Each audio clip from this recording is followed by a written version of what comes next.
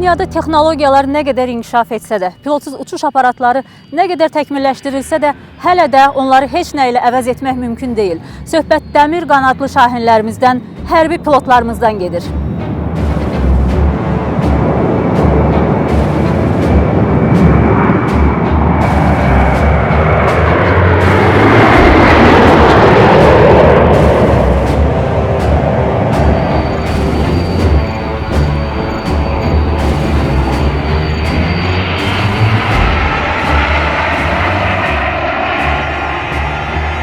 Vətən müharibəsində klassik aviasiyanın tətbiqi bizə onu verdi ki, düşmənə daha ağır zərbə endirmək. Çünki bilirsiniz ki, düşmən 30 ildir artıq mövqelərini möhkəmləndirmişdi. Düşməndə elə bir düşüncə yaranmışdı ki, o torpaqlar əbədi olaraq onlarda qalacaq. Amma bilmədilər ki, bir gün Cənab Ali Baş Komandanımız döyüş əmri verəcək və biz o torpaqları azad edəcəyik.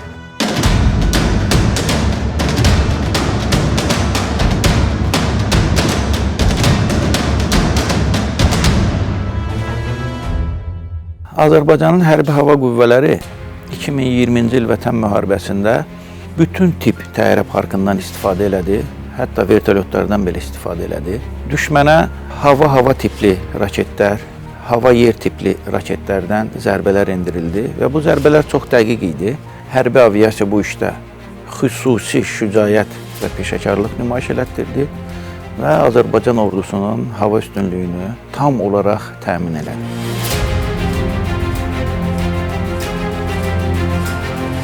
Pilotsuz uçuş aparatları ilə Su-25'lər arasında və digər aviasiya vasitələri arasında güclü koordinasiya təşkil olunmuşdu. Pilotsuz uçuş aparatları havadan kəşfiyyat aparırdı və düşmənin dəqiq koordinatlarını təyin edirdi. O koordinatlar yuxarı qərargah vasitəsilə, komanda məntəqəsi vasitəsilə bizlərə ötürülürdü. Həmin koordinatları biz yerdə xəritə üzərində incələyib, düşmənin mövqelərini və bizim o hədəflərə giriş istiqamətimizi təyin edərək döyüş tapşırığını icra edirdik.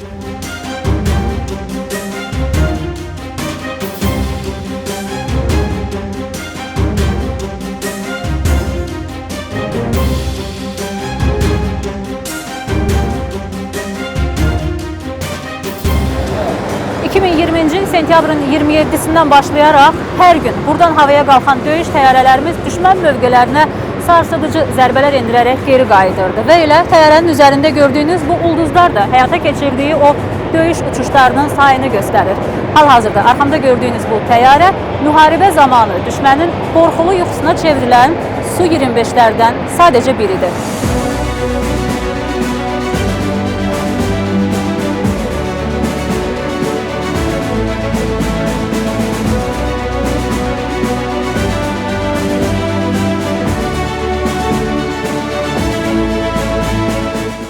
Günlük Vətən müharibəsində hərbi hava qüvvələrinin qarşısında duran tapşırıqlardan birincisi havada üstünlüyün qazanılması və saxlanılması, sonra isə kütləvi atəş zərbəsi çərçivəsində düşmənin stasionar tipli idarəetmə məntəqələri, möhkəmləndirilmiş mövqeləri və canlı qüvvəsi və texnikası olmuşdur. Bizim ilk tapşırığımız Kəlbəcər istiqamətində oldu. Səhər saatlarında yuxarı qərargahdan alınmış döyüş tapşırığına əsasən biz ən qısa zamanda hazırlıqlarımızı gördük və Su-25 təyyarəsi ilə havaya qalxdıq. Düşmənin stasionar tipli idarəetmə məntəqəsinə aviasiya zərbəsi endirdik. O gün çox qürur verici bir gün olaraq hər zaman xatirimdə qalacaq. Çünki bir döyüş təyyarəçisinin hər zaman arzuladığı bir an var, o da döyüş tapşırığını icra etməkdir.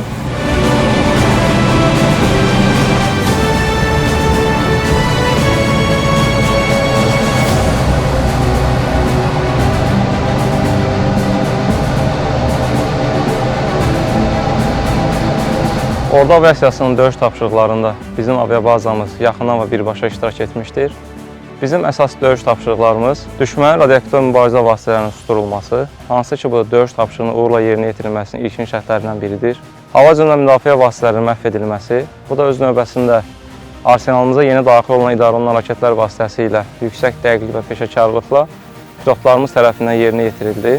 Bunun əsas nəticəsi olaraq təyyarələrin və vertolyotların döyüş tapşırığı yerinə yetirən zaman maneəsiz hava hərəkətinin təmin edilməsi idi. Əlavə olaraq düşmənin hərbi və strateji obyektlərinin məhv edilməsi, canlı qüvvəsinin məhv edilməsi, silah-sursat anbarlarının məhv edilməsi yüksək uğurla pilotlarımız tərəfindən yerinə yetirildi. Döyüş texnikasının daşınması, hava desantının çıxarılması, axtarış xilas etmə işlərinin yerinə yetirilməsi və yaralıların qısa zaman ərzində təxliyə olunaraq tibb məntəqələrinə çatdırılması idi. Döyüş tapşırıqlarının yerinə yetirilməsində vertolyota yeni quraşdırılan uzaq məsafə idarə olunan raketlər vasitəsilə biz sadə və mürəkkəb meteo şəraitdə gecə və gündüz döyüş tapşırıqlarını yüksək dəqiqliklə və peşəkarcasına yerinə yetirməyə nail olduq.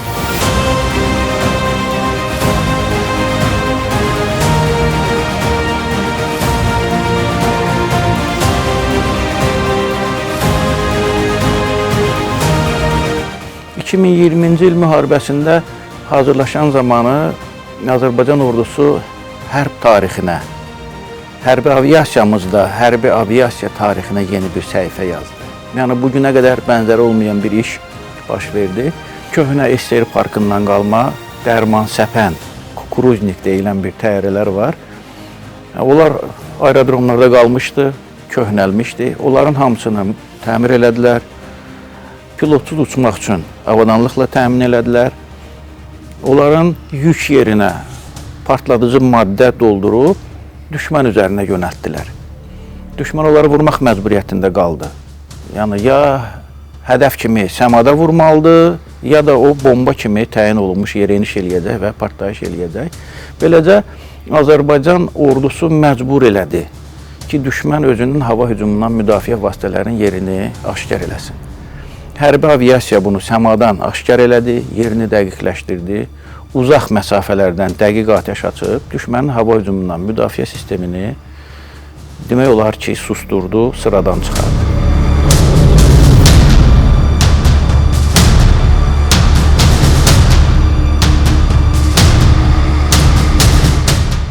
Hərbi hava qüvvələri ilə hava hücumundan müdafiə qüvvələrinin birgə səyi nəticəsində müharibənin elə ilk günündəcə düşmənin hava hücumundan müdafiə sistemlərinin 70%-ə yaxını məhv edildi.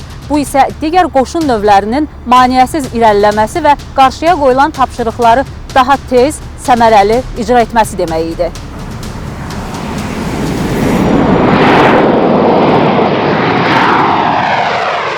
Bilirsiniz ki, Su-25 hücum təyyarəsi olaraq düşmənin ön xəttdə və yaxın operativ əməliyyat dərinliklərində olan mövqelərinə, canlı qüvvəsinə, texnikasına zərbə endirmək üçün tətbiq olunurdu. Su-25 təyyarəsinin taktikası ondan ibarətdir ki, aşağı və ən aşağı hündürlüklərdə qəfil olaraq yüksək sürətlərdə düşmənin cəbhə xəttindən keçərək dərinliklərdə olan düşmənin mövqelərinə zərbə endirsin. Amma güclü hava hücumundan müdafiə sistemində bu tapşırıqları yerinə yetirmək itkilərin çoxalmasına səbəb ola bilərdi.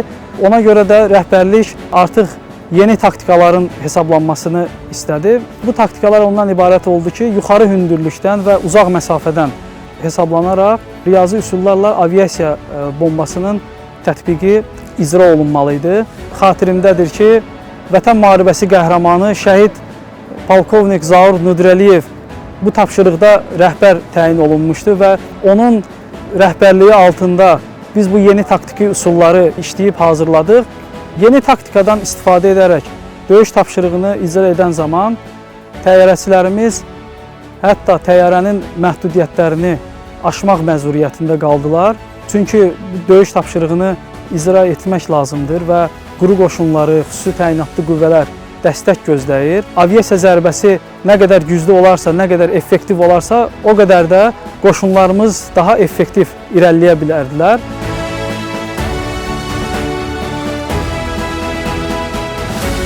Müharibədə havaya qalxan hər bir pilot yerdəkilər üçün böyük ümid deməkdir. Bəzən bir uçuşla onlarla döyüşçünün həyatı xilas olunurdu.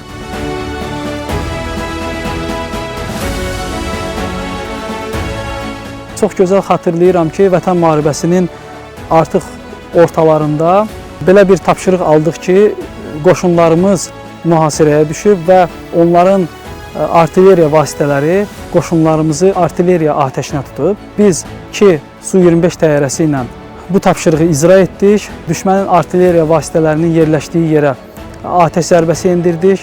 Kəlbəcər istiqamətində qoşunlarımız o mühasirəni yararaq yenidən irəliləməyə nail oldular. 44 günlük vətən müharibəsində bizim qarşımıza qoyulan əsas tapşırıqlardan biri də yaralıların təxliyə olunması idi. Biz bu döyüş tapşırığının öhdəsinə layiqincə gəldik. Təxliyə elədiyimiz yaralıların içərisində çox şükür ki, şəhid olan yoxdur. Hamısı salamat öz ailələrinin yanındadılar və bu da bizim üçün qürurverici bir işdir. Yaralıların təxliyə edilməsi zamanı bir hadisə var ki, o mənim yadımdan çıxmır. Bir gənc əsgər var idi helikopterdə. O ayağından ciddi xəsarət almışdı və mən ona baxanda o gülümsəyərək komandir narahat olmayın, hər şey yaxşıdır, Qarabağ azaddır sözlərini deyirdi və o an mənim keçirdiyim hissləri sözlərlə ifadə eləmək bizim üçün çətindir. Bizim əsgərlərimiz öz canları ilə deyil, həmçinin öz ruhları ilə döyüşürdü.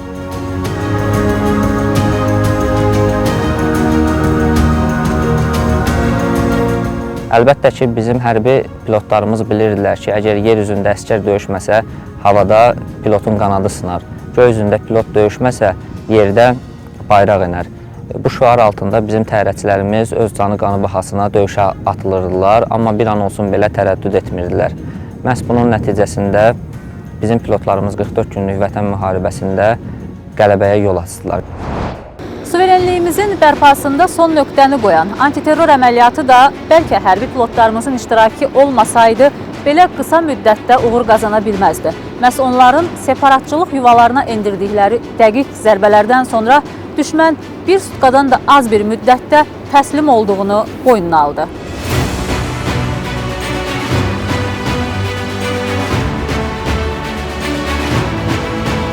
Vətən müharibəsindən sonra yerinə yetirilmiş bir çox əməliyyatlarda, xüsusilə də antiterror əməliyyatında aviasiya vasitələrimiz yaxından iştirak etdilər.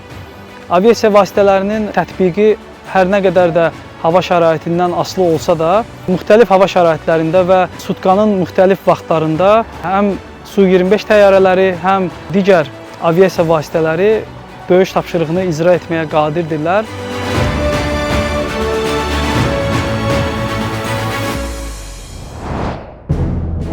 Azərbaycan hərbi aviasiyasının keçdiyi tarixi yol asan olmayıb, amma burada cəsur şahinlər hər zaman olub. Hətta müsəlmanların hərbi xidmətə belə aparılmadığı dövrdə Çar ordusunda Azərbaycanlı hərbi pilot var idi. 1916-cı il Birinci Dünya Savaşında Çar Rusiyasına məxsus İlya Muramex 16 nömrəli təyyarə Alman mövqelərinə ağır zərbələr endirirdi. Bu təyyarəni idarə edən isə gənc bir Azərbaycanlı Fərrux Ağa Qayıbov idi. Fərrux Ağa Qayıbov Azərbaycanın ilk hərbi pilotu kimi tarixə düşsə də, Azərbaycan hərbi hava qüvvələrinin yaranması Xalq Cümhuriyyəti dövründən 1919-cu ildən götürülür. Sovet İttifaqı zamanı Azərbaycanda hərbi pilot yetişdirən təhsil ocağı olmayıb. Yalnız İttifaqın ayrı-ayrı hərbi məktəblərində az sayda Azərbaycanlı pilot kimi təhsil alırdı. Məhz buna görə də 1-ci Qarabağ müharibəsi başlayanda cəbhəyə mülki pilotlar üz tutdu. Çox yaxşı yadımdadır. Allah rəhmət eləsin, bizim milli qəhrəmanımız Yavər Əliyev hərbi baza ilə bu məsələni həll eləmişdi ki, oradan 7 vertolyot birinci götürüb gəlmişlər, gizlətmişlər. Öz vətənimizdə öz vertolyotlarımızı gizlətmişlər. Akkumulyatorlarını çıxartmışlar ki, sonradan əgər xəbər tutarlarsa gəlib təzədən aparmasınlar. Və belə çox ağır şəraitdə yaranıb hərbi hava qüvvələrinin başlanğıcı. Elə 88-89-cu illərdə adı müharibə olmasa da biz onun içində idik. Çünki ancaq hava xətti ilə o qaçqınların dağlardan yığılması, Kəlbəcər kimi Laçın, onlar blokadada idi Ağdərə tərəfdən. Aviasiyasız orada iş yox idi.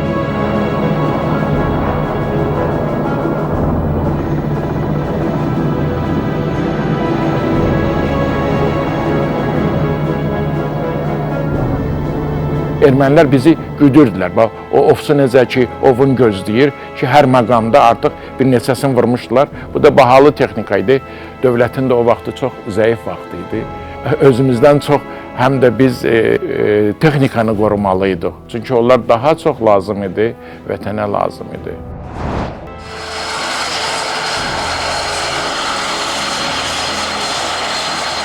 1991-ci il iyulun 20-si tapşırıq aldıq ki, 3 xüsusi təyinatlı polis dəstəsi mühasirəyə düşüb. Yeranboyun Todan kəndində olmuşdu. 2 dəstəni onlar ki, mühasirəyə salmışdılar. Biz gedib Allahın qismətindən onları xilas edə bilmişdik.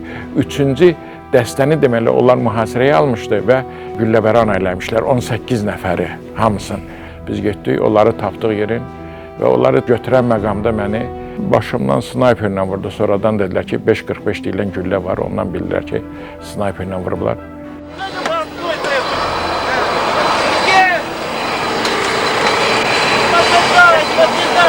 Kim getirdik? Hadi bak. Daldan kaçının. Hadi hadi. Sırtı böyle ha. Bilmiyorum. Bırak yancı. Ay sen. Orada bir tane yaralı var. Yok yaxşı. Vahid yaxşıdır kardeş. Şükürlər olsun ki, bizim məşhur və çox qəhrəmanlıqları olan Kazım Abbasov heyətin komandiri həmin vertolyotu, həmin generalı, həmin içəridə olan dəstəni xilas edib, hətta raketdən qaçırtdı. И в это время он как открыл огонь, значит, пуля проскочила через блистер, мимо моего плеча, только осколки от блистера, и попал сюда. А что со вторым пилотом? Да. Второй пилот ранили, сейчас увезли в больницу Генджи. Hərbi Hava Qüvvələrinin milli hərbi qurum kimi formalaşması 1992-ci ilə təsadüf edir. Həmin il Azərbaycan ordusu ilk döyüş təyyarəsinə də sahib olur, amma çox qeyri-adi bir yolla. Pilot Vaqif Qurbanov bu təyyarəni Sovet hərbi bazasından qaçırır. Bu Xocalı əhvalatı ortaya düşəndə bizə təsir elədi. Əlbəttə ki, belə şeylər. Biz fikirləşdik ki, neyniyək? Fuad Mamedov belə bir söhbət atdı ortalığa ki, gəlin təyyarə qaçırdıq. Vaqif təyyarə sürən idi, təyyarəçi idi. Fuad Mamedov təyyarənin texnik idi. Mən də mexanik. Oturduq, fikirləşdik, götür-qoy elədik. Gəldi çatdı aprelin 8-i. Düşündüyümüz fikirləri həyata keçirdik. Buradan samolyotu qaçırdıq, aparandan sonra Yevlaxda 30-landan sonra orada gizlətdiyi samolyotu. Sonra Ruslar başladı axtarmağa. Biz apardıq dajı fermanın həyətində, otun altında gizlətdik samolyotu. Sonra oradan çıxardıb aparıb Şəkidə gizlətdik. Sonra Şəkidən Şuşa uğrunda döyüşlər gedəndə biz oradan birinci uçuşu Şuşa elədi. Vaqif Qurbanov. Ondan sonra qayıdıb Yevlaxda oturdu. Qalan döyüşlərdə Yevlax aeroportundan həyata keçirdik. Aprel ayında qaçırtdı, iyun ayının 13-də rəhmətliyin xəbəri gəldi ki, Vaqifi vurublar, amma sağdır. Sağdır, bugün gələcək, sabah gələcək, bugün sabah gəldi, 33 il oldu. 33 ildə onun hələ də tapırıq meydini. Ən azından mən çox istədim ki, bir dənə biz bir qəbir üstü tapaq, heç olmasa bu vurulan günü bir onun üstünə gedək, bir ürək sözümü deyək, hələ ki tapılmayıbdır, axtarış gedir. İyunun 13-cü günü axşamüstü təyyarə vuruldu. Ağdamdan üzü Xan kəndinə tərəf Qaraqaya deyilən ərazi var. O ərazidə o vaxtı müharibənin qızğın vaxtı idi. Öyle bir ki, samolyotu vuranda samolyot elə bir yerə düşdü ki, o neytral bir zonaya düşdü. Nə bizimkilərin əli çatmadı olar, nə ermənilərin əli çatmadı olar. Axtardıq, nə bilim, çox yerlərə getdik. Görüşüm, tacı döyüş bölgələrimizdə də tapa bilmədik. Azərbaycan xalqı kimi Ali Baş Komandan da Vaqif Qurbanovun qəhrəmanlığını unutmadı. Şəhid olmasından 33 il sonra ilk milli hərbi pilotumuz Azərbaycanın milli qəhrəmanı adına layiq görüldü. Çox sevindim və kədərlə boğuldum. Yəni, sevindim, kədərləndim, artıq layiq olduğu adını aldığı üçün çox sevindim. Artıq 33 il idi ki, biz bugünü gözlürdük. Sağ olsun, çox sağ olsun. Dərin qəlbdən minnətdaram ölkə prezidentinə. Prezidentə öz təşəkkürümü bildirirəm, Mehriban xanıma öz təşəkkürümü bildirirəm. Bu sevinci bizə yaşatdı 33 ildən sonra. Mən öz təşəkkürümü bildirirəm cənab Ali Baş Komandanımıza. Allah hamısını, nə bilim, var eləsin, vətənimizi qorusun. Biz də sıx olaq Ali Baş Komandanımızın ətrafında vətənimizi qoruyaq. SSR-dən qalma miras bizim təyyarələrimiz var idi. Ancaq onları sürməyə pilotlarımız yox idi. Yəni belə çıxır ki, Ulu Öndər 1993-cü ildə hakimiyyətə gələndə o hər şey sıfırdan başlamalı oldu. Yəni hərbi təhsili sıfırdan başlamalı oldu. Aviasiya parkının mütəxəssisləri var. Onların hamısını sıfırdan yığmaq məcburiyyətində oldu.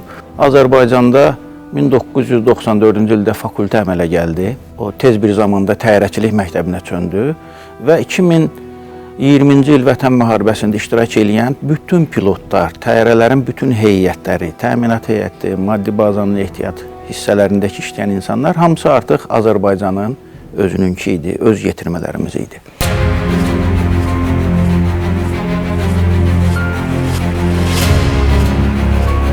Hazırda Heydər Əliyev adına Hərbi İnstitutun Hərbi Hava Qüvvələri Fakültəsində milli pilotlar hazırlanır. Eləcə də Türkiyə və digər ölkələrin aparıcı ali təhsil ocaqlarında ixtisaslarını artırırlar. Yəni bizim əsasən yatırımımız gələcəyədir. Məhz bu səbəbdən Azərbaycanın hərbi təhsili genişlənib. Bugün Azərbaycan təhsili lisey təhsili verir, subbakalavr, bakalavr, magistr səviyyələrin hər birində mütəxəssislər yetişdirib, müəllimlərimiz var, proqramlarımız var, bu işi görə bilən insanlarımız var. Və bunların sayəsində universal zabitlərimiz olur. Azərbaycan ordusu universal ordudur. Onun hərbi aviasiyasının pilotları universalın universalıdır. Həm şücaətləri var, həm peşəkarlıqları var, həm iradələri var, bilikləri var, bacarıqları var.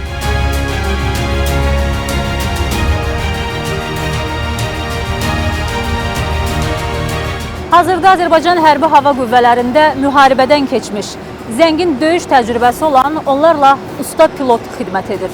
Hər il ali məktəbləri bitirən gənclər də onların sıralarına qoşulur və burada həmin gənclər üçün yeni bir məktəb başlayır.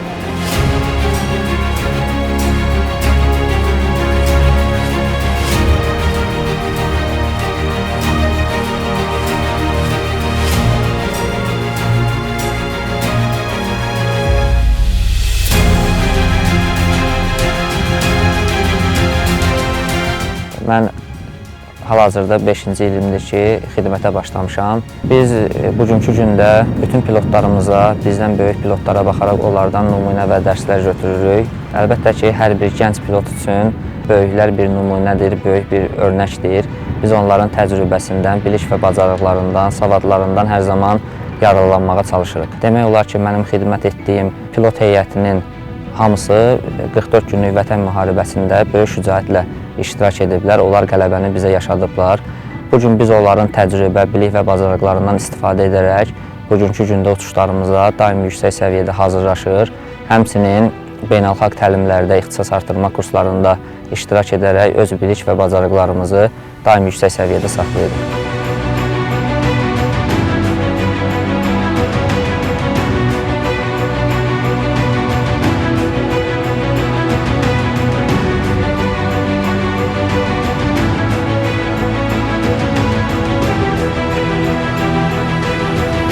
Mənim pilotluğa həvəsim balaca vaxtlarından yaranıb.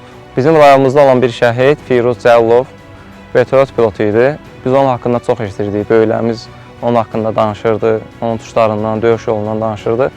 Və bu da bizdə həvəs yaradırdı. Və bu minvalla da mən Cəmşid Naxçıvanski adına hərbi hissəyə daxil oldum. Oranı bitirdikdən sonra Azərbaycan Ali Hərbi Təyyarəçilik Məktəbinə daxil oldum və oranı başa vurduqdan sonra Hərbi Hava Qüvvələrinin en saylı hərbi hissəsində öz xidmətimə pilot olaraq başladım. Torpaqlarımızın düşmən işğalı altında qalması məni əlbəttə ki, ruhdan salırdı. Mən daim çalışırdım ki, az da olsa torpaqlarımızın işğal altından azad olunmasında bir rolum olsun. Buna görə də mən bu hərb peşəsini seçdim, həmçinin hərbi təyyarəçi olmaq qərarına gəldim. Çünki bizim hərbi təyyarələrimiz döyüşdə yüksək bir rola malikdirlər. Onlar düşmənə dəqiq zərbələr endirərək düşməni sarsıdırlar.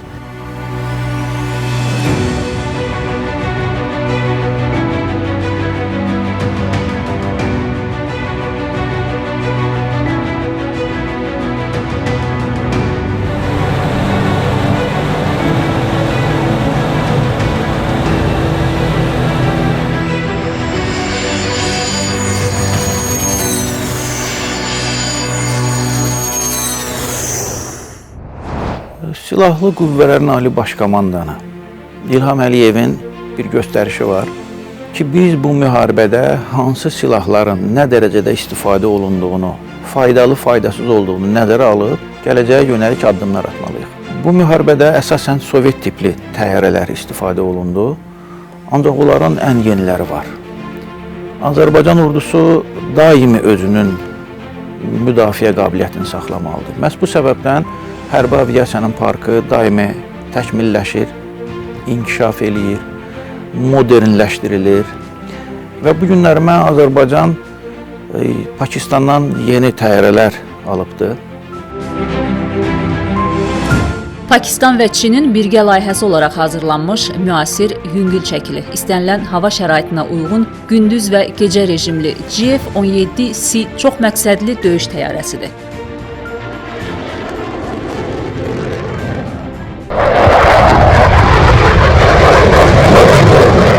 Pakistandan aldığımız təyyarələr düşmən hədəflərini daha uzaqdan görə bilir. Onun silahlanmasında olan raketlər daha uzaqdakı səma hədəflərini vura bilir. Hava tipli, yer tipli raketlərlə silahlanıbdır. Eyni zamanda bombardımançı funksiyası, yəni nişangahlar artıq elektrondur, təkmilləşibdir. Atılan mərmilər hamısı idarə olunandır.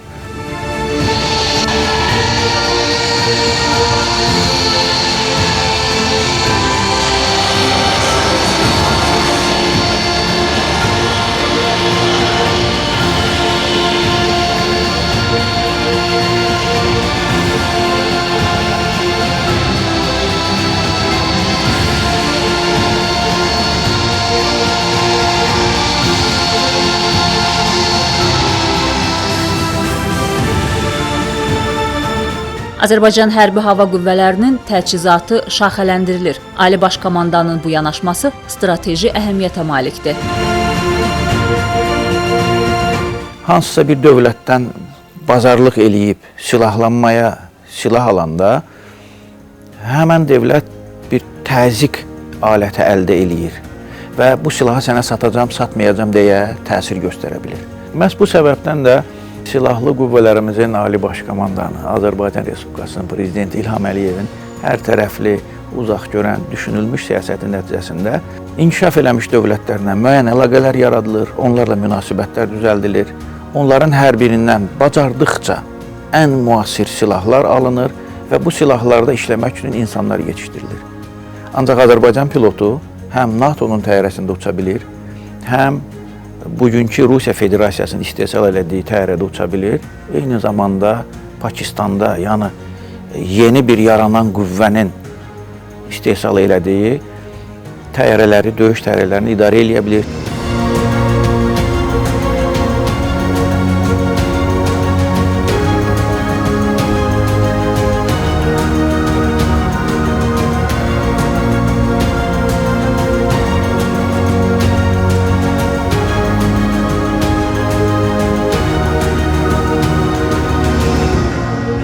Bugün Azərbaycan Cənubi Qafqazda ən böyük hərbi təyyarə parkına sahib ölkədir. Hərbi aviasiyanın güclü olması ölkənin müdafiə qabiliyyəti, təhlükəsizliyinin zəmanəti hesab olunur. Əlbəttə ki, heç bir texnika peşəkar insanlar olmadan əhəmiyyət kəsb etmir. Ordunun gücü onun zabiti ilə ölçülür.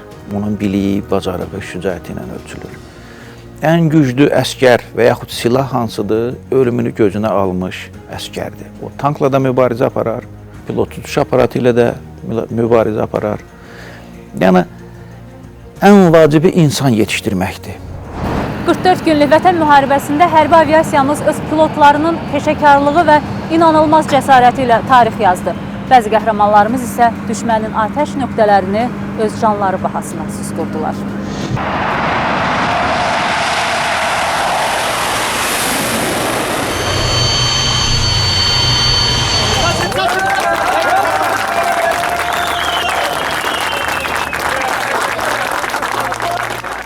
Polkovnik Zaur Nurəliyev bizim hərbi hissədə xidmət edən zaman təlim uçuşlarında bizə təlimatçılıq etmişdi.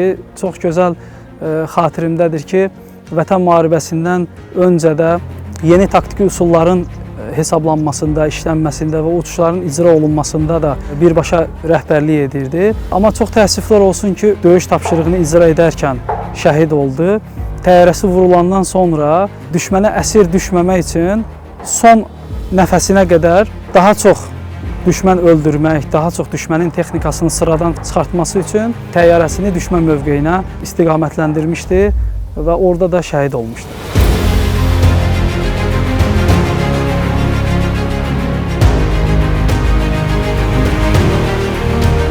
Şəhid polkovnik-leytenant Ramiz Qasımov usta dərəcəli bir pilot idi. Öz hazırlığı, öz biliyi ilə həmişə seçilen pilotlarımızdan biri olub və bizlərin də yetişməyində onun da böyük əməyi vardı. Döyüş tapşırığı yerinə yetirən zaman polkovnik-leytenant Qasımov öz ekipajın vertolyotu tərk et komandasını verir, özü isə vertolyotda qalır. Vertolyotu qeyri-yaşayış sahəsinə çəkərək və burada da öz qəhrəmanlığını göstərir. Biz bu gün də şəhidlərimizin əziz xatirəsini böyük hörmət və ehtiramla yad edirik. Biz bu qələbəni döyüşən əsgər və zabitlərimizə, həmçinin qazilərimizə borcluyuq. Onlar Azərbaycanın yaşayan qəhrəmanlarıdır. Qoy bütün Azərbaycan xalqı bilsin ki, əgər bu səma azaddırsa, bu torpaq müstəqildirsə, bu yerin və göyün qəhrəmanları sayəsindədir.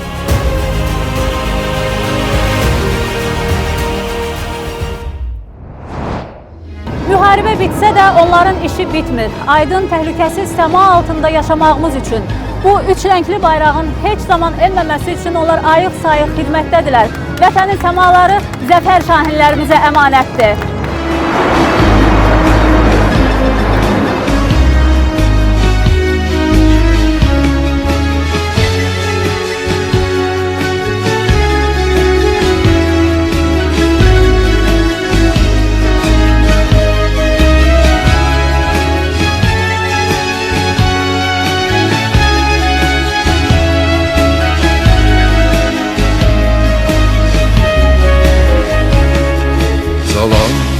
Sizi doğan güneş özü, azadlık uğrunda sökülen dağ özü. Salamlasın sizi doğan güneş özü, azadlık uğrunda sökülen dağ özü. Uyguran terlanın, çığıyan şahinin, intikam gözlüyür benim vətənim. Olsun düşmənin qan örtmüş gözləri, qoy Tanrı hifz etsin sizləri.